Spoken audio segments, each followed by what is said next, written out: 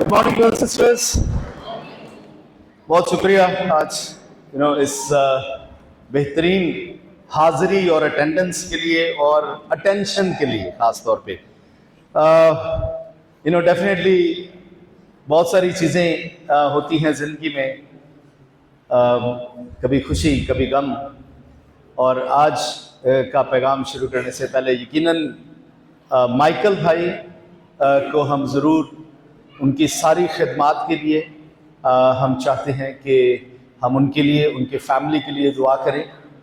ख़ास तौर पे माइकल भाई जो एक बेहतरीन ब्रदर था, जिसने पूरी ज़िंदगी ऑलमोस्ट खुदा की खिदमत के लिए, जब उसने खुदा को जाना उसके बाद उसने बहुत सारे लोगों की ज़िंदगियों में काम किया। मैं समझता हूँ कि वो न सिर्फ डेफिनेटली उनकी फैमिली के लिए एज अ फादर एक लॉस है, बल्कि चर्च के लिए भी एज अ डिसाइपल एक बड़ा नुकसान तो है फिजिकली, क्योंकि उनकी बड़ी खिदमत है, बहुत सारे बहन भाइयों की ज़िंदगियों में उन्होंने काम किया। उनकी दिलेरी हमेशा याद रहेगी। अनपढ़ थे लेकिन उन्होंने बाइबल को याद करना और आयात को याद किया, और फिर उसके बाद उन्हीं आयात के साथ उसने बहुत सारे लोगों की मदद की। माइकल जो था वो एक ऐसा कमिटेड डिसाइपल था कि मतलब उसको क्लीसिया आने से या चर्च में होने से कोई चीज़ रोक नहीं सकती। ऐसा नहीं कि वो परफेक्ट था, बहुत सारे उतार चढ़ाव उसकी ज़िंदगी में थे। कभी वो गुस्सा कर जाता था, कभी नाराज़ हो जाता था, कभी हमारे साथ एज ए लीडर्स हमारे साथ भी नाराज़ हो जाता था, कभी उसको बुरी लग जाती थी चीज़ें। लेकिन एक बात उसकी हमेशा अच्छी रही कि जब वो पैगाम सुनता था, कलाम सुनता था, उससे कन्विक्ट होके वो वापस आता था और कहता था कि हाँ मुझे ये फीलिंग थी, मुझे ये लगा। तो वो बहुत ओपन आदमी था इसके बारे में। तो मैं समझता हूँ कि वो एक अच्छी शख्सियत थी, और यकीनन उसके आखिरी अयाम थोड़े तकलीफ दे रहे, लेकिन हम आज खुदा के शुक्रगुजार हैं उसकी ज़िंदगी के लिए, जो ज़िंदगी उसने इस ज़मीन पर गुजारी अपनी फैमिली के साथ। बच्चों को उसने किस तरह से परवरिश की, उनको ताबेदार बनाया। मतलब इस उम्र में जब बड़े बच्चे हो गए हैं, आगे उनके बच्चे हैं, लेकिन फिर भी वो अपने बाप के वैसे ही ताबेदार थे, उसकी बात को हमेशा सुनते और उसको बहुत रिगार्ड करते। तो मैं समझता हूँ कि आज अपने पैगाम को शुरू करने से पहले हम ज़रूर माइकल भाई की ज़िंदगी के लिए शुक्रगुजारी करेंगे, उनके बच्चों के लिए तसल्ली की दुआ करेंगे। आइए। खुदा हम तेरे शुक्रगुजार हैं कि तूने एक ऐसी रूह को, एक ऐसी ज़िंदगी को खुदा हमारे दरमियान दिया, खुदा जिसने हमें अपने ईमान से और अपनी मोहब्बत से इंस्पायर किया। बहुत सारे बहन भाइयों की ज़िंदगियों में उन्होंने काम किया और बहुत सारे लोगों की ज़िंदगियां बदली, और बहुत सारे लोगों को खुदावंद उन्होंने तेरे कलाम के बारे में बताया। गो वो आज शागिर्द नहीं हैं या नहीं बन सके, लेकिन खुदावंद मेरा ईमान है कि वो माइकल की उस एफर्ट को ज़रूर याद रखते हैं और खुदावंद उसकी ज़िंदगी को याद रखते हैं। मैं शुक्रगुजार हूँ माइकल की खुदावंद कलीसिया से, दोस्तों से, और ख़ास तौर पे तुझ से मोहब्बत के लिए खुदा, जो उसने अपनी पूरी ज़िंदगी में की, जिसके वसीला से खुदावंद आज बहुत सारे लोग तेरे नाम को जान सके हैं। मैं शुक्रगुजार हूँ उसकी सेहत और तंदुरुस्ती के लिए जो उसको मिली थी खुदावंद, जिसमें उसने खुदावंद हर काम को करने के लिए अपने आप को पेश किया। खुदावंद उसने हर जगह अपने आप को पेश किया, अपनी बीमारी, अपनी कमज़ोरी को वो उस वक्त में कभी खतर में ना लाया, लेकिन खुदावंद उसने हमेशा कलीसिया में होना अपने लिए बेहतरीन समझा। मैं उन वक्तों के लिए तेरा शुक्रगुजार हूँ, उन बातों के लिए शुक्रगुजार हूँ जिससे उसने लोगों के दिलों को बदला। मैं शुक्रगुजार हूँ कि खुदावंद तूने उसको एक अच्छी औलाद भी दी थी, उसके तमाम बच्चों के लिए जिन्होंने बड़ी मोहब्बत से उसकी खिदमत की, और खुदावंद हमेशा उसके लिए फ़िक्रमंद रहे, और खुदावंद इवन आखिरी अयाम तक उसकी मदद करते रहे। मैं दुआ करता हूँ उन सब बच्चों की तसल्ली के लिए, उनके इत्मीनान के लिए, और दुआ करता हूँ कि खुदावंद हम सबको भी माइकल की अच्छी क्वालिटीज़ को अपनी ज़िंदगी में लेने की तौफीक बख्श दे, ताकि हमारी मोहब्बत भी खुदावंद तेरे साथ और कलीसिया के साथ ऐसी ही ज़बरदस्त हो सके कि हम हमेशा एक दूसरे से इनकरेजमेंट को हासिल करें। आज का हमारा जो वक्त है खुदावंद वो यकीनन तेरी मोहब्बत में और खुदावंद ख़ास तौर पे माइकल की ज़िंदगी के लिए शुक्रगुजारी में गुजरे, ताकि हम तेरे नाम को जलाल दे सके। हमारी बड़ी मदद करना तेरे बेटे हमारे खुदावंद यीशु मसीह के वसीला से, आमीन। ब्रदर्स सिस्टर्स, आप सब जानते हैं कि हमारा ये पहला क्वार्टर अभी चल रहा है और इसमें हम लोग फोकस कर रहे हैं किस चीज़ के ऊपर? हाँ, शागिर्दियत की बुनियादों के ऊपर। कई दफ़ा हमारे साथ ये होता है कि किसी काम को करने के लिए हमारा ना पूरा फोकस नहीं रहता, और कई दफ़ा हम दूसरों पे भरोसा कर लेते हैं या दूसरों पे इक्तफा कर लेते हैं और हमें लगता है कि चल वो कर लेंगे। गुजरे कुछ महीने पहले हम लोग रावलपिंडी जा रहे थे, तो अब जो लोग मेरे साथ जाते हैं वो परेशान ना हो, मैं वैसे ही बता रहा हूँ। तो एक भाई मेरे साथ गया, यहाँ से मैंने उसको कहा कि यार गाड़ी का पानी शानी चेक कर लेना। तो उसने गाड़ी का पानी चेक किया, लेकिन रेडिएटर के ऊपर ढक्कन नहीं लगाया, वो साथ ही रख दिया, तो वैसे ही बंद कर दिया। और मैंने कहा, मैं उसको कहा था, उसने चेक कर लिया, बंद कर दिया, बस ठीक है। तो चले गए हम लोग, और मतलब आप मोटरवे पे आप देखें 100-110 की स्पीड पे हम जाते हैं। हमारी गाड़ी ज़रा थोड़ी पुरानी है तो 110 तक मुश्किल से जाते हैं। अगर थोड़ा ऊपर जाए तो पूनम साथ में कह देती है नीचे करो, आहिस्ता करो। तो शुक्र खुदा का ये करते हैं कि ज़रा सर्दी थी तो इतना फ़र्क नहीं पड़ा। तो जब हम बेरा पे पहुँचे तो वहाँ पर हमने गाड़ी खड़ी की और मैंने कहा यार दोबारा पानी ज़रा चेक कर ले। तो इस बार मैंने सोचा मैं खुद ही चेक करूँ। मैंने बोनट खोला तो ढक्कन साथ पड़ा हुआ था और पानी जो था उसमें बहुत कम था। तो मेरे एकदम से रंग उड़ गए, मैं गल हो गई, गैसकेट गई तो बस खत्म, इधर ही रुकेंगे को और 3-4 घंटे। लेकिन खुदा का शुक्र है हमने दोबारा गाड़ी को स्टार्ट किया, उसमें पानी डाला और फिर बड़ी जिम्मेदारी के साथ उसके ऊपर ढक्कन लगाया, चले गए हम। बात यह है कि फोकस कभी हमारा हट जाता है, इसलिए कि हम कभी दूसरों पे भरोसा कर लेते हैं, कभी जिंदगी में बहुत सारे चैलेंजेस चलते हैं। आपकी जिंदगी में भी इस गुजरे हफ्ते में काफी चैलेंजेस आए होंगे। कभी हमारे चैलेंजेस जो होते हैं फिजिकल चैलेंजेस होते हैं, बीमारी। आजकल बुजुर्ग हो रहे हैं तो काफी फिजिकल चैलेंजेस आते हैं। कभी पिछले दिनों में मुझे ब्लड प्रेशर मुझे लगा कभी फ्लक्चुएट कर रहा है, कभी ऊपर जाता है, कभी फिर सही हो जाता है। बच्चों के साथ कभी चैलेंजेस चलते हैं, फैमिली में आपस में कभी चैलेंजेस चलते हैं। हो सकता है आपके साथ भी हुए हो, शायद आज आते हुए हो गए कोई,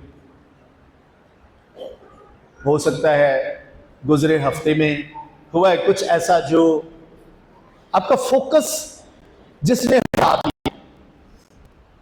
अब आपको कुछ और समझ नहीं आ रहा है, आप कुछ और नहीं सोच रहे, आपका फोकस सिर्फ उस चीज के ऊपर है जो हो गई है, जो इस हफ्ते में हुई है।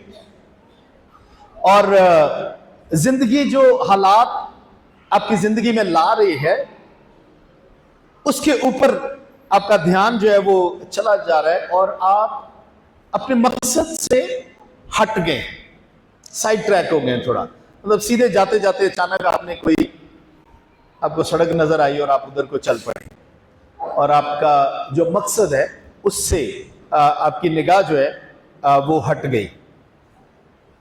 मेरी दुआ है कि आज का पैगाम जो है वो आपकी मदद करे, क्योंकि जो कुछ भी हमारी जिंदगी में होता है वो यकीनन वक्ती तौर पे हमारे फोकस को हटाता है, लेकिन हम खुदा के शुक्रगुजार हैं कि उसने हमें अपना कलाम जो है वो हमेशा दिया है और हमारी मदद करता है। गेमें तो आप खेलते ही होंगे, गेम्स खेलते होंगे, खेलते हैं गेम्स? नहीं खेलते तो खेला करें, सेहत के लिए अच्छी होती है। एक छोटी सी गेम है, आपसे पूछूंगा, आपने जवाब नहीं देना, बस अपने जेहन में सोचना है, ठीक है?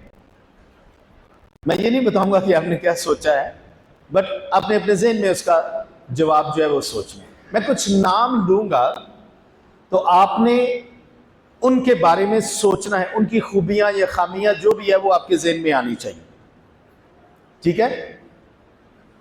तो ओके, मैं नाम लेता हूं सियासतदान।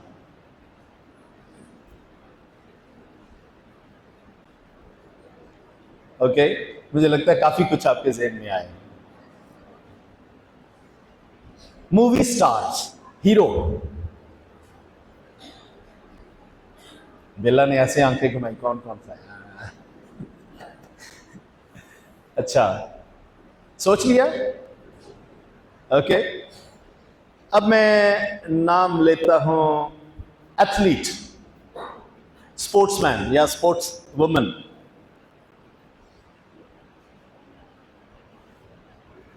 कुछ जेहन में आया? ओके, एक और नाम लेता हूं, हीरो।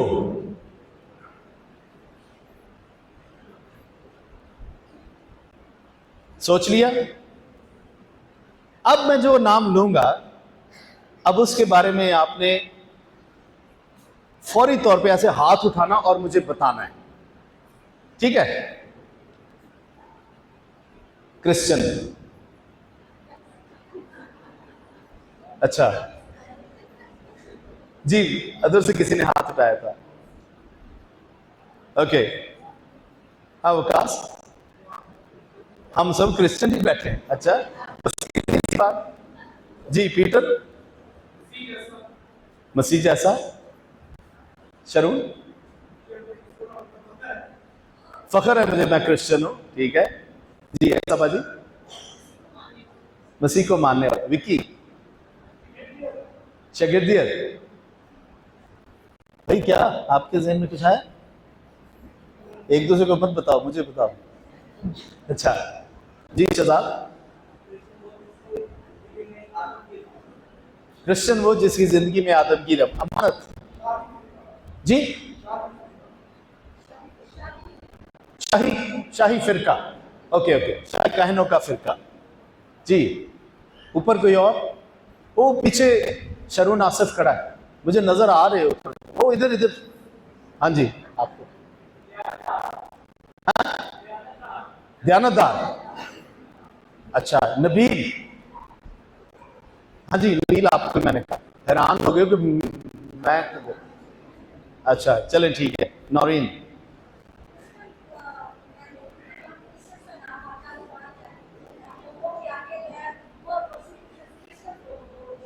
ओके, जब ये क्रिश्चियन के बारे में सिस्टर सोचती हैं तो वो सोचती है परसिक्यूशन, मुखालफत, चैलेंज। जी सुमेरा जी। जिम्मेदारी में अच्छी मिसाल, ताबेदारी। सॉरी, मुझे इधर आवाज नहीं आ रही थी, नजर मुझे ठीक आ रहा है।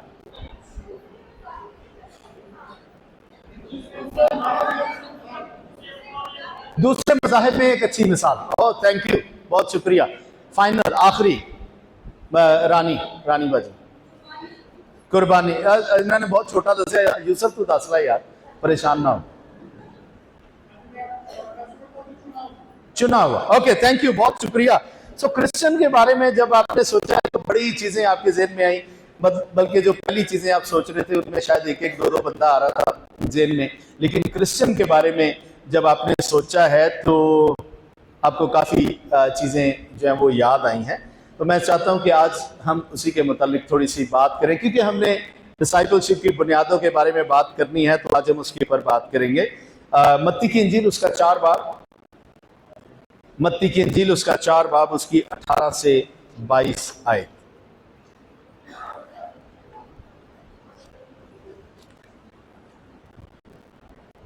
मत्ती की इंजील उसका 4 बाब, उसकी 18 से 22 आयत। और उसने गलील की झील के किनारे फिरते हुए दो भाइयों यानी शमौन को, जो पतरस कहलाता है, और उसके भाई इंद्रियास को, जो झील में जाल डालते, देखा, क्योंकि वो माहीगीर थे, और उनसे कहा, मेरे पीछे चले आओ तो मैं तुमको आदमगीर बनाऊंगा।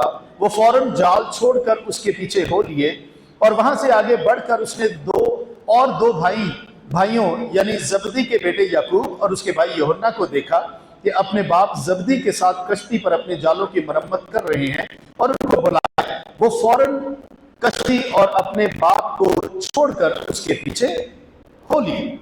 आमीन। यहाँ पर हमने देखा कि यीशु मसीह गलील की झील के किनारे किनारे जा रहे हैं, और वहां पर यीशु मसीह को दो फैमिलीज मिलती हैं, और ये दो फैमिलीज में दो बेटे यीशु मसीह के सामने जो है वो नजर आते हैं। पहला जो है वो शमौन और इंद्रियास है, और उसके बाद फिर जब्दी के बेटे याकूब और यूहन्ना है। और जब यीशु मसीह यहाँ पर इन लोगों से बात करते हैं, जब इनको बुलाते हैं, तो एक चीज आपने देखी होगी कि जब यीशु मसीह ने इनको बुलाया कि आप मेरे पीछे आ जाओ, और अपने मतलब मेरे पीछे जो है वो आ जाओ, तो कहते हैं कि वो झील में जाल डाल रहे थे और यीशु मसीह के पीछे हो लिए। जब यीशु मसीह ने उनको बुलाया तो उनके पास कोई सवाल नहीं था, उनके कोई अपने प्लान अब वो नहीं थे। और यीशु मसीह ने जब इनको बुलाया तो एक और चीज जो गौरतलब है यहां पर, वो ये है कि ये शख्स थे कौन।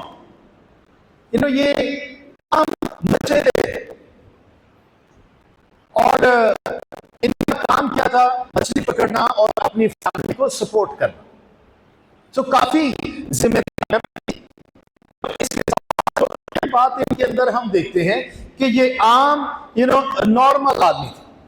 अब यीशु मसीह के बारे में जब हम पढ़ते हैं या यीशु मसीह के बारे में जब जानते हैं, तो यीशु मसीह का दुनिया में आने का जो मकसद था वो पूरी दुनिया को बचाने का, और फिर दुनिया के एक ऐसे टीम, एक ऐसा ग्रुप जो है उसको लाने का जो उस मकसद को आगे लेकर चल सके।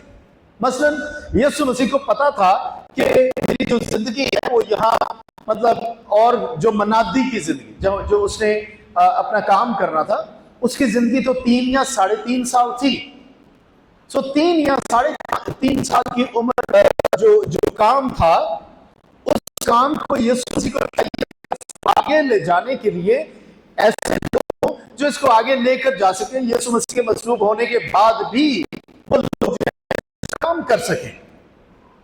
अब आप अंदाजा कीजिए कि आप किसी कंपनी के सीईओ हैं, मतलब चीफ एग्जीक्यूटिव ऑफिसर हैं, मतलब कंपनी आपकी है, और आपको ये पता हो कि आपने 2 साल के बाद जो है वो चले जाना है या रिटायर होना है, या आपकी शायद खुदा न खास्ता आपकी मौत हो जानी है कुछ 2 साल के बाद, तो आप उस कंपनी के लिए लोग कैसे चुनेंगे?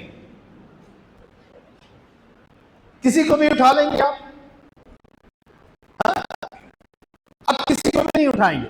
आप शायद जो आपके ऑफिस के अंदर जो सबसे पढ़ा लिखा, सबसे होशियार, सबसे बेहतरीन जो शख्स होगा उसको चुनेंगे, या फिर दुनिया से चूज करना है तो आप एक ऐसी एडवर्टाइजमेंट देंगे, कुछ ऐसा इश्तहार जो है वो देंगे जिसमें आप किसी ऐसे शख्स को अपनी कंपनी के लिए लेना चाहेंगे जिसके पास तजर्बा हो, जिसके पास तालीम हो, जिसके पास एक कैरेक्टर हो, जो शख्स जो है इस काबिल हो कि वो उस पूरी कंपनी को हैंडल कर सके।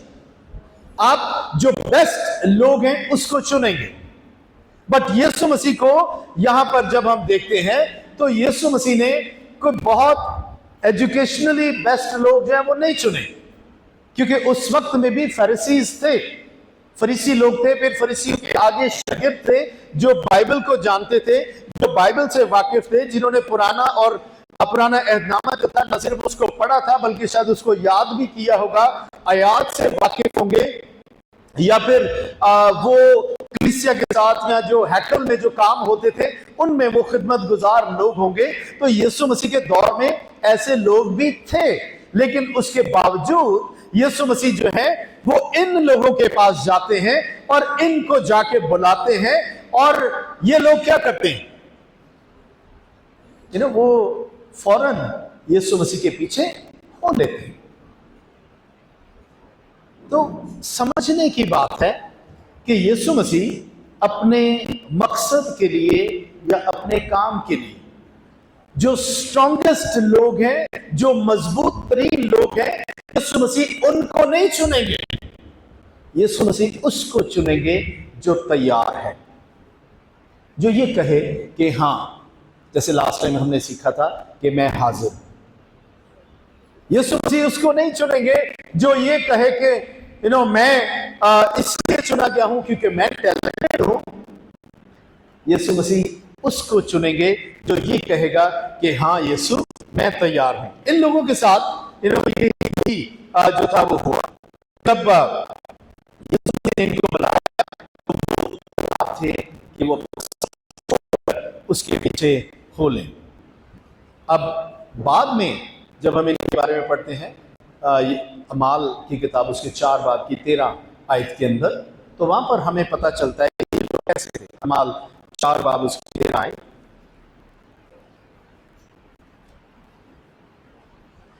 अमाल की किताब उसका 4 बाब और उसकी 13 आयत कहते, जब उन्होंने पतरस और यूहन्ना की दिलेरी देखी और ये मालूम किया कि ये अनपढ़ और नावाकिफ आदमी हैं तो ताज्जुब किया, फिर उन्हें पहचाना कि ये यीशु के साथ रहे हैं।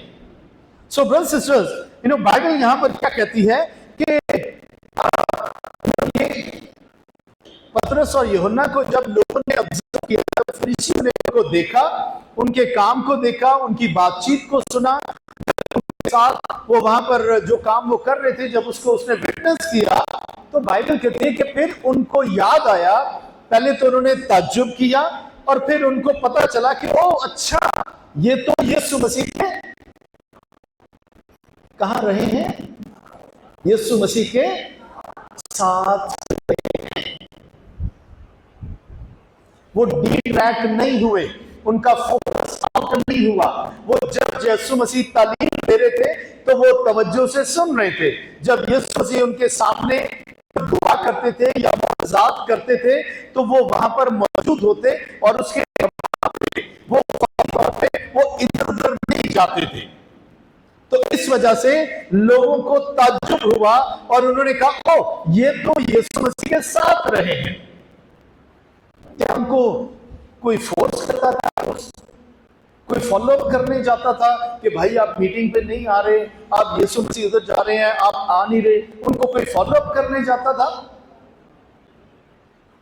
ब्रदर्स सिस्टर्स, हमारे साथ क्या हो, हमारे साथ प्रॉब्लम ये है कि हम विलिंग तो हैं लेकिन तैयार उस तरह से नहीं, इजीली डिस्ट्रैक्टेड है, आसानी से उलझ जाते हैं, आसानी से हमारा फोकस आउट हो जाता है।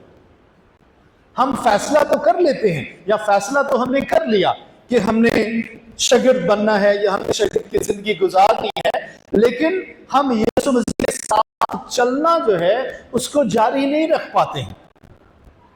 आसानी से मीटिंग भी मिस होती है, आसानी से दुआ मिस होती है, आसानी से बाइबल स्टडी जो है वो मिस कर जाते हैं, आसानी से हम लोग अपनी जो बेसिक्स हैं उनको छोड़ जाते हैं। इवेंजलिज्म हफ्तों महीनों हम लोग करते ही नहीं हैं और हमें उसके बारे में इतना जैसे होता है ना कि उसके बारे में बुरा भी फील नहीं होता है।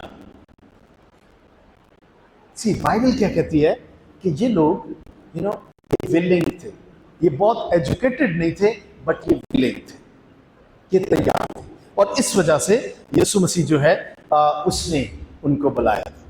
सो नंबर 1 तो ये है कि अगर आप शागिर्द रहना चाहते हैं मुस्तकबिल में तो आपको विलिंग होना होगा कि आप यीशु मसीह के साथ चल सकें। खुद अपनी मर्जी से। नंबर 2 जो इसके अंदर हम देखते हैं इन्हीं आयात के अंदर, वो ये है कि यीशु मसीह आपको बुलाते हैं, आपने यीशु मसीह को नहीं बुलाया है।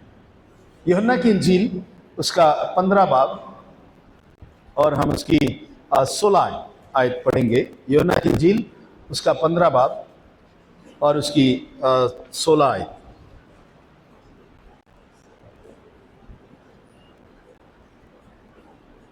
यूहन्ना की इंजील उसका 15 बाब उसकी 16 आयत। तुमने मुझे नहीं चुना बल्कि मैंने तुम्हें चुन लिया और तुमको मुकर्रर किया कि जाकर फल लाओ और तुम्हारा फल कायम रहे, ताकि मेरे नाम से जो कुछ बाप से मांगो वो तुमको दे। सो ब्रदर्स सिस्टर्स, बाइबल जो है वो यहां पर हमें बताती है कि हमने शागिर्द बनने का फैसला नहीं किया। हम कहते थे ना, हमने फैसला कर लिया, बट एक्चुअली हमने नहीं किया। एक्चुअली वो कहते तुमने मुझे नहीं चुना बल्कि मैंने तुम्हें चुन लिया। हमने फैसला नहीं किया बल्कि यीशु मसीह ने यानी खुदा ने हमारे जहन को इस तरह से बदला और हमारी मदद की कि हां आप कर सकते हैं, आप हो सकते हैं। और यहां पर भी आपने इन आयात में देखा होगा कि जब यीशु मसीह गलील की झील के किनारे आए थे तो ये यीशु मसीह के पास नहीं गए थे, बल्कि यीशु मसीह इनके पास आए और इनको कहा कि मेरे पीछे चलो तो मैं तुमको क्या कर दूंगा, आदमगीर बना दूंगा। सो ब्रदर्स सिस्टर्स, यीशु मसीह जो है वो हमारे पास आते हैं, हम उसके पास नहीं जाते। वो हमें चुनते हैं, हमने उनको नहीं चुना है। और ये मेरे ख्याल में शुरू ही से ये कल्चर रहा है। खुदा की जो मोहब्बत है लोगों के साथ वो ऐसी भी है कि खुदा ने लोगों के पास खुद जाकर उनकी मदद की है। अगर हम इसको बागे अदन में ले जाएं इसी बात को, तो बागे अदन में क्या हुआ? जब आदम और हवा ने गुनाह किया तो गुनाह करने के बाद कौन ढूंढने के लिए गया? हाँ, खुदा उसको ढूंढने के लिए। आदम और हवा ने जाके यीशु मतलब खुदा को नहीं ढूंढा कि ओ खुदा तू कहाँ है, हमसे ये काम हो गया, हमसे गलती हो गई और हम बदलना चाहते हैं, खुदा हमें माफ कर दे, नहीं कहा, बल्कि खुदा ने जाके उनको तलाश करना शुरू किया और जाके उनको आवाज दी कि तू कहां है, ए आदम तू कहां है? और आदम क्या कहता है कि जब मैंने तेरी आवाज सुनी तो मैं डरा। तो ब्रदर्स सिस्टर्स, खुदा जो है वो कहता है कि तुमने मुझे नहीं चुना बल्कि मैंने तुम्हें चुना। अब इस बात को अगर आप थोड़ा सा उस कॉन्टेक्स्ट में जाके देखें जिस वक्त में यीशु मसीह थे, तो वहां पर जो स्टूडेंट्स होते थे ना, जो शागिर्द बनते थे, जो सीखना चाहते थे अपनी जिंदगी में, जो बदलना चाहते थे, जो काम को जानना चाहते थे, तो नॉर्मली क्या होता था, वो अपने उस्ताद खुद चुनते थे कि मैंने किसके पास जाना है। जैसे आजकल भी होता है ना, आप अपने बच्चे को एकेडमी भेजना चाहते हैं, स्कूल भेजना चाहते हैं, ट्यूशन भेजना चाहते हैं, तो आप उसके लिए टीचर चूज करते हैं, या बच्चा आपके लिए टीचर या एकेडमी जो है खुद चूज करता है कि मुझे यहां जाना है क्योंकि ये बेस्ट है। तो यहां पर यीशु मसीह जो उसने पूरा प्रोसेस ही रिवर्स कर दिया। अब यहां पर यीशु मसीह जो सबसे बड़ा उस्ताद था, वो जो है वो पूरा प्रोसेस रिवर्स करता है, जाके खुद लोगों को चुनता है। लोगों को उसने चुना, उन लोगों को चुना जो चाहते थे कि उसको फॉलो करें, जो तैयार थे, जो विलिंग थे अपना सब कुछ छोड़ने के लिए और यीशु मसीह के साथ चलने के लिए। सो ब्रदर्स सिस्टर्स, एक बात जरूर याद रखिए कि यीशु है कि हमारे जो फैसले हैं वो एक्चुअली हमारे फैसले नहीं हैं, ये यीशु मसीह की जो बुलावा होता है ये उसका रिस्पॉन्स होता है। ओके, आपका फैसला जो आप करते हैं कि मुझे खुदा के साथ चलना है, मुझे शागिर्द रहना है, वो बेसिकली उस बुलावे के रिस्पॉन्स में होता है जो आपको दिया जाता है। तो आज हम इस बात को याद रखें कि हमने यीशु मसीह को नहीं चुना, बल्कि उसने हमें चुना है। ओके, और हम उसका, आज अगर आप यहाँ पर बैठे हैं तो आप इसलिए नहीं बैठे कि आपने चूज किया कि आप यहाँ पर हो। नो, आपके जहन में डाला गया कि आपको यहाँ होना है और आप उस बुलावे के रिस्पॉन्स में यहाँ पर हैं। तो आपको चुना है, आपको तौफीक बख्शी है खुदा ने कि आप शागिर्द हो सकें। इसी मत्ती की इंजील उसके 4 बाब की 19 आयत हम दोबारा से उसमें देखेंगे। मत्ती की इंजील उसका 4 बाब और उसकी 19 आयत। और उनसे कहा, मेरे पीछे चले आओ तो मैं तुमको आदमगीर बनाऊंगा।